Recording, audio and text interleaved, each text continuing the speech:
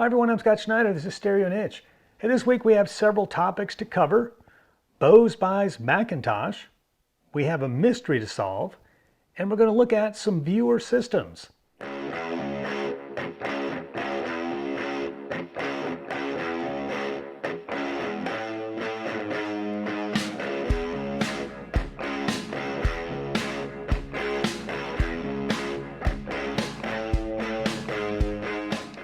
All right, well, before we jump into the big topics, I wanted to put out a few reminders.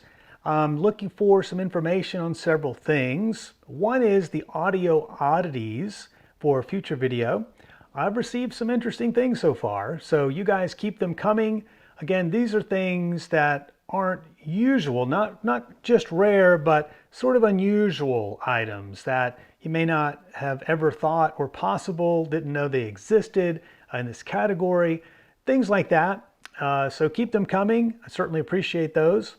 Also, the viewer systems, always looking for you guys to send me in your systems, some pictures of them, either current or past, how you've configured it, a little bit of information about them, of course. What do you like about them? How you found them? Anything that you find interesting and keeps you in the hobby. So send those in. We'll keep those going like I'm going to do in this episode. Those gear brochures as well, please keep those coming in. I've received some really nice ones, so appreciate those thus far, but keep them coming in. Always come in handy for other videos, and nothing is better than the original marketing material.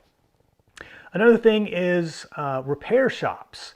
If you have had your gear repaired somewhere and you thought it was a good experience and they did a good job, send me a note, send me an email, and let me know about the company's name, where they're located, and then a little bit about your experience, and I'll add them to the future directory. And lastly, quadraphonic history. I have several units. I've showcased a couple of them here, but I'm not well versed in quadraphonic history, the formats, some of the media. If you are experienced in that and know a lot about the history, reach out. I'd love to, talk to you about it. If you're comfortable doing a video, that would be even better. But if you've got, some history you'd like to share, send me an email on that as well. And I've included the email address here at the bottom of the list too for easy reference. Jot that down and, send me a note and we'll see if we can get something going.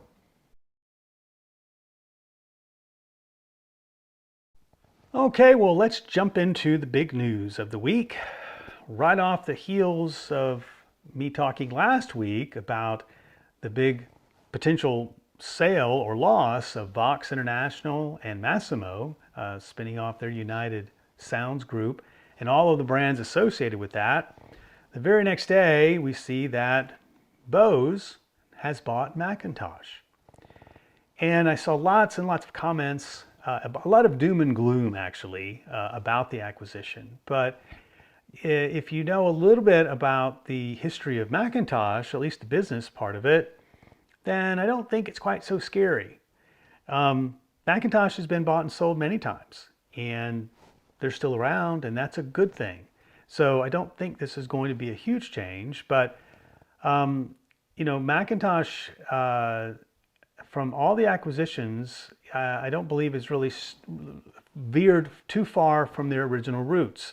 They have continued since the beginning of their acquisition periods to still be left pretty much autonomous and develop, their products. And maybe, I'm sure that somewhere along the way they've gotten some guidance here and there, but they're not the same company that they started out being in 1949.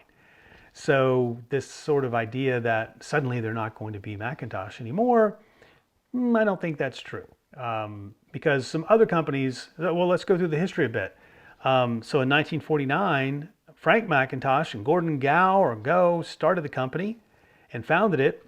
They maintained it, and from what I recall, McIntosh actually retired, I believe, in maybe the late 70s, early 80s, maybe I got that wrong. And then he actually sold off all his shares in the company to the management of the company and then retired to Arizona. So he left, not in the earliest of times, but he left fairly early, and they continued operations and developing product with, new engineers and things after that. But by 1990, they were bought by Clarion. And I very much remember Clarion and all their car stereos of the 80s and the 90s.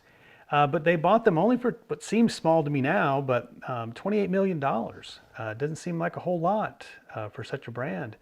But they had them for quite a number of years, and in 2003, D&M Holdings bought them, which I mentioned D&M Holdings last week as part of the brands that might go under. D&M is the Denon and Marantz group, because I was talking about the Marantz history. And so that group bought them and had them up until 2012, when they were bought by a holding company out of Italy known as Fine Sounds. So Fine Sounds didn't have them too long before the management team, I think it was the CEO of Fine Sounds and the president of McIntosh, decided to get together and buy them from the holding company, and created at that point the McIntosh Group. And the McIntosh Group consisted of McIntosh brand, Sonus Faber, and Sumiko, and some others. So they had them up until 2022, when Highland Partners acquired them. And so Highland Partners has, had the brand, or the brands, I should say, for a couple of years up until this week, when Bose decided to buy them. So in a way, maybe with Bose having such history in audio, at least, maybe that's a good thing, because maybe they understand the market a lot better. I doubt McIntosh will suddenly look anything like or sound anything like the historical Bose products, because that wouldn't make any sense. Bose has continued to be around because they're smart. They're a smart business company. They have left business units or business product offerings because they weren't profitable anymore. So maybe there will be some cost cutting, perhaps. Maybe McIntosh will get out of certain things, or maybe they'll grow into some new categories. But I'm sure they're not going to muck around with the heart of the product line and gut it, because it wouldn't make any sense. There's no, I know in our history, when we think about in the audio circles, we think about the classic McIntosh gear, but it wouldn't benefit Bose. There's no hatred from Bose perspective of McIntosh to feel like they're dominating them or anything like that. No playground antics here. It's just business. And Bose sees a future with buying McIntosh only to expand it. No other reason. It wouldn't make any other sense to buy a company if you plan to sort of muck it up. So I'm sure they're going to leave them to their own devices for the most part. And maybe we'll see some entirely new products from McIntosh that are very exciting. So I think it's a great thing, and it certainly is better than the alternative. If they were up for being bought, then it meant that somebody was ready to spin them off or shut them down potentially. So it's a good sign. So I see it as good news, and we'll see what kind of products. Maybe they only have them for a few years, and maybe some other big audio company buys them, or they spin off on their own. Who knows? But the good news is they will continue, and we'll get new products. So that's the best news of all. Okay, well, let's talk about something that I've never talked about before, never been approached for this, and it's quite interesting. So earlier this week, I was contacted by an organization out of Spain, and they do investigative reporting, documentary type shows, and they're in the middle of doing research for one now. And I don't know the premise of this mystery, but it's sort of based on criminal activity, or maybe it's a murder mystery, I don't know. But they're trying to identify some pictures as part of this documentary. And they sent me this picture, and they were asking if I knew any information about it. And here it is. It doesn't ring any bells to me, but the location of this group is out of Spain, and they assume that the product was probably offered in Spain and overall Europe. It is what they call a bedside radio, and they say the picture, I think, was around 1980. So the product itself is either from 1980 or maybe slightly earlier, maybe 70s to 1980 roughly. But It doesn't look like anything I'm familiar with, and in some way it reminds me a bit of some of the older and early acoustic research type products. I don't think that's what it is at all, but just the way the knobs are arranged and the selection buttons underneath, I'm not sure if those are, they look more to be station presets perhaps. I don't think those are sources. That looks like far too many. So it probably is some sort of radio. And it has, if it looks like it's maybe some kind of small console maybe, just because of that thick top plate it has on it.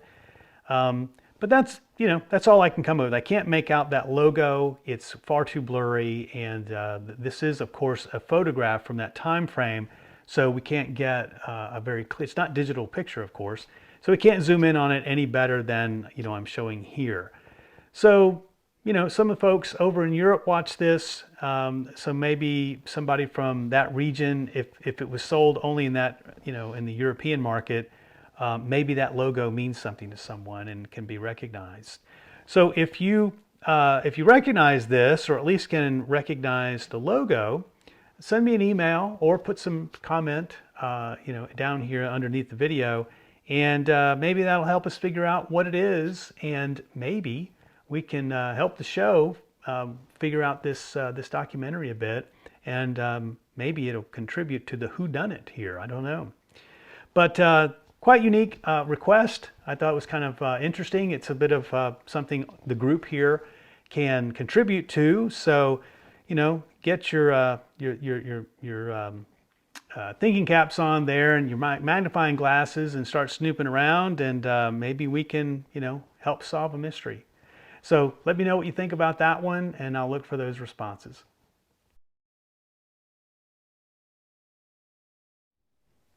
All right, well, let's get into viewer systems. So this week, we're going to kick it off with Darius G. from upstate New York. Now, Darius, he started his love of this gear way back in the very beginning. And that was in the 70s when his father had a Pioneer SX440 and a set of EPI speakers. Got those in the early 70s, and they used to listen to all kind of stuff. Everything from Bach to Neil Diamond. And he still has those EPI speakers. Somewhere along the way, so like all of us, Darius went off and probably needed to go, leave the house, and was out and about for a number of years. But then one day he happened upon a realistic STA-90 that was just sitting in the wild. It was just left literally outdoors and abandoned. So Darius found it, brought it back, and it actually worked. No issues with it. So he used that for a while, but then he thought, new might be better. So he got himself a Technics rack system, and he had that for quite a while, but that good old realistic was still calling his name. So he dug it out after quite a few years sitting on the shelf, and learned some things online, how to sort of put in some new LEDs, and he cleaned it up and got it humming again, put it in the system. And then he found a set of these Philips Labs 476 speakers and paired it with that, and he's loving the combination. I'd love to find a set of those Philips. I've seen them before over the years, have never run across a set. I did see a set for sale, but I couldn't get there in time to pick them up. But if they sound anything near with how good they look, I'm sure they're awesome. But he's been loving that setup, and recently, he has found himself a set of AR3s that he found and bought for the princely sum of $10. What a score. So he's currently working on restoring those. Darius, when you get them up and going, send us pictures. Would love to see how they turned out, and you tell us how you like them. On to Kevin Y. from Bogart, Georgia. So Kevin here, his father also had a system, and he had a Marantz 2238B that he bought in around late 70s. And that Marantz was humming for quite some time. And then around 84, Kevin was lugging that thing around for his mobile DJ kit. And he used that for a number of years. And then it sat idle. No one used it. It was sitting on being lonely somewhere, I guess. But he got it back out and paired it with a set of JBL 4311B monitors. And that was his system for a little while, but it wasn't quite working in the listening room that he had it set up in. So he obtained a couple of sets of ADS speakers, some L572s and some L782s, and he had them all redone by Richard So. Now, if you don't know Richard So, Richard is a former ADS employee, and after ADS went under, he continued to repair ADS. He was a repair guy at ADS originally, so he continues to do that. So if you need any repair for your ADS, reach out to Richard So. You can find him online. So Kevin's got that system now paired up with his Technics SL-PD8 carousel changer, a Shite Modi Plus remote DAC. That's connected all through a Toslink cable. And he said that was a pretty good improvement on sound, and he's just loving it. He has no reason to consider upgrading. He's happy as a clam and just doesn't have that urge to continue to upgrade. So that's fantastic.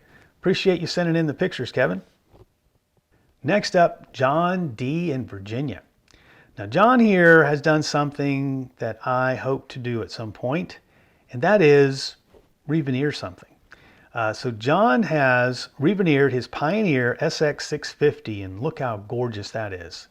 I actually bought a whole kit years ago. It's been probably 7, 8, 9, maybe 9 years now, of a whole kit of veneers, all different types of veneers, to try my hand at it. And I did. I actually got an old speaker cabinet and put maybe 5 or 6 different types of veneer on different sides of it, practicing. And that's as far as I got, unfortunately. I've done some patching here and, repaired some things as far as, pieces missing and all that. And I got pretty savvy at it, but haven't tackled what John's done here, and that's a whole cabinet. I'd also like to at some point do a set of the Advent utility cabinets. I think those would look really nice. They're squared off cabinets, shouldn't be too hard to do. And a set of real veneer, because the utility cabinets have this vinyl veneer on them, and some real nice real wood veneer would be really cool. But John's done a lot more than that. He also has changed the terminals on the back of his, and he's teed up and cleaned up all the controls, and he's got this 650 humming along. So John's really getting in there. He's going to do some recapping on some speakers. So John's busy and working on his gear and having fun. So thanks, John, for sending these in. Well, all right. Well, I guess that's it for this week. Don't think we should panic on Bose buying McIntosh and Sonus Faber. I don't see that as being the end of the world. Don't think we're going to see, McIntosh gear look like Bose or anything like that. So think we're okay. Keep those systems coming in. I think that's pretty cool. I think I enjoy them thoroughly, seeing what everyone has and what you're doing with them. It's a great hobby, and I think it's fun for us to share and see other people's systems. If they're your current system or your old system configuration, doesn't matter. Send in some pictures, a little bit of an overview, and I'll share it with the folks here. And then lastly, let's see if we can figure out this mystery. That would be really cool. Probably the only time this would ever happen, but if we can figure this one out and get it on documentary, you can always point to that and say, hey, I helped contribute to that show. So that would be kind of cool. So if you've got any clues, send those in, put them in the comments, send an email, whatever is easiest for you. So I guess that'll do it. Thank you guys so much for tuning in. You don't want to miss that next video. Hit subscribe. Give us a thumbs up while you're here. We'll see you next time.